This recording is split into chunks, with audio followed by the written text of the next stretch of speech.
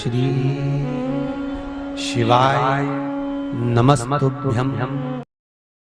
धतूरे का बहुत अच्छा क्रम है महाराज।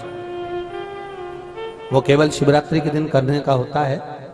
कहते हैं जिसका व्यापार ना चले, व्यवसाय ना चल रहा हो, बहुत ज्यादा कष्ट में जीवन निकल रहा हो और बहुत ही ज्यादा तकलीफ हो रही हो, तो धतूरे को हल्दी में डुबोकर शंकर भगवान को शिवरात्रि के दिन रात को 12 बजे समर्पित करें। उस धतूरे को वापस उठा लाएं 5-10 मिनट के बाद, श्री शिवाय नमस्तुभ्यम बोलकर लाल कपड़े में उसको बांधकर व्यापार वाली जगह में कहीं पर भी उसको बांध दिया जाए। व्यापार पीछे नहीं हटता, व्यापार अग्रण्य भाव में बढ़ता चले जाता है। महाराज उस धतूरे को केवल परंतु शिवरात्रि के दिन रात को 12 बजे ही किया जाए। लिंग पुराण कहती है, मान लो किसी व्यक्ति को कोई एक भारी बीमारी हो गई, बड़ा रोग हो गया और वो रोग डॉक्टर कह रहा है कि ये ठीक नहीं होना है, बहुत तकलीफ उसमें है और कष्ट ही कष्ट है, तो महाराज उसका भी वर्णन है। 7 धतूरे, कितने धतूरे लेना है? 7 धतूरे। कोई सी भी शिवरात्रि से मतलब महीने में एक बार शिवरात्रि आती है, प्रत्येक महीने आती है। किसी भी शिवरात्रि के दिन 7 धतूरे लेकर एक धतूरे में मौली, लच्छा, नाड़ा लपेटकर चंद्रमौली भगवान का स्मरण कर उस मौली को लपेटकर 6 धतूरे में हल्दी लगाकर शंकर भगवान की जो जलाधारी है, जलाधारी में आपको पहले भी वर्णन किया है,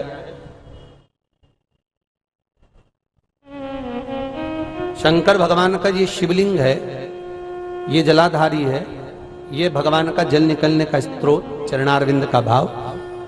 शिवलिंग जहां रखा हुआ है ये पार्वती जी का हस्त कमल है, जो ये गोल भाग है ये पार्वती का हस्त कमल है, जहां शिवलिंग रखा है। जहां से जल नीचे गिरता है उसके सीधे भाग में श्री गणेश जी महाराज का स्थान है, उसके उल्टे भाग में श्री कार्तिकेय जी का स्थान है।